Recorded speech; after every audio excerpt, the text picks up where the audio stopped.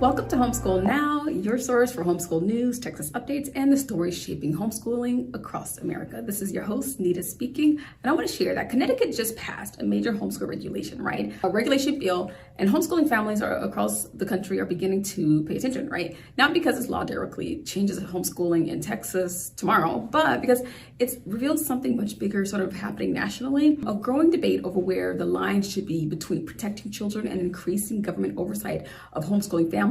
And that discussion, we want to have it today. And so for many parents, that question feels deeply personal because whenever lawmakers respond to tragedy, fear, or abuse cases, homeschooling families often ask, will ordinary families eventually be treated like suspects too, right? So in today's video, we're going to calmly walk through what Connecticut HB 5468 actually does, why lawmakers say they passed it, and why many homeschool advocates oppose it. Why this matters outside of Connecticut, and why Texas families should still pay attention even if nothing similar is currently happening here. Because the story is bigger than one state. We all know that, right? So let's begin with the headline. Connecticut lawmakers recently gave final passage to HB 5468, a bill that creates a significant new homeschool oversight framework compared to what the state had had before. The bill passed after an intense debate and emotionally charged public discussion surrounding child welfare concerns and child abuse cases connected to homeschooling situations that received major attention both in the state and nationally as well. Now, immediately, this is important to clarify. Supporters of the bill argue that this is about protecting vulnerable children, right? Opponents argue that the bill expands government oversight in ways that unfairly burden traditional faithful families who are homeschooling, who have done nothing wrong. And understanding both sides matters if we want to have a serious conversation instead of just, political shouting. So what does the bill actually do? So at its core, the legislation creates two major changes. First, families withdrawing children from homeschooling or, parent-directed teaching and learning would face additional documentation and procedural requirements. A second, the legislation includes registrations tied to child abuse investigations and registry checks involving adults in the household. So the bill also creates additional annual educational documentation requirements over time. And beginning in future school years, certain withdrawal processes would need to happen in person along with, state level checks tied to child welfare databases. And now, so for many homeschool parents, this immediately raises concern. Not necessarily because they oppose protecting children. Most homeschool families strongly support protecting children, which is probably why they're homeschooling in the first place. The concern is different. The concern is whether the actions of abusive households are being used to justify broader oversight structures that affect ordinary families who have done nothing wrong. So that's the concern. And that distinction is where this conversation becomes emotionally intense, right? Because many homeschool families and parents hear the phrase like mandatory forms and state checks and additional reporting or increased oversight, and they start wondering, where does it stop? Now, to be fair, supporters of the bill argue the state identified serious blind spots. They argue that there were situations where children allegedly disappeared from oversight systems after being withdrawn from school. And lawmakers supporting the bill say the state has a responsibility to close those gaps. That is the argument supporters are making. But homeschool advocates see a different danger. They worry about, precedent, because once oversight structures are normalized, future legislatures can always expand them further. And many homeschooling families across America have historically been cautious anytime government systems begin growing and around home education, especially when the language shifts from partnership towards supervision, Now, this is where Texas becomes important because Texas homeschool families should not treat this as Connecticut passed something, so Texas is, on the hit list tomorrow. That would be an overstatement. Texas currently operates under a very different homeschool culture and legal framework.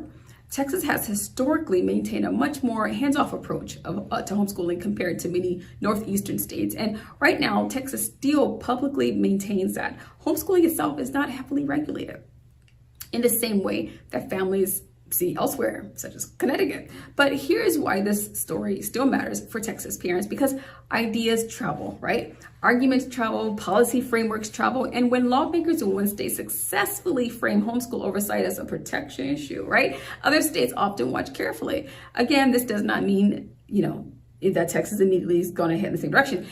But it does mean that homeschool families should understand the broader conversation and broader national conversation developing around homeschool and home education. And honestly, one of the most important things parents can do right now is avoid reacting emotionally without understanding the details, because conversations like this often, deeply polarize very quickly.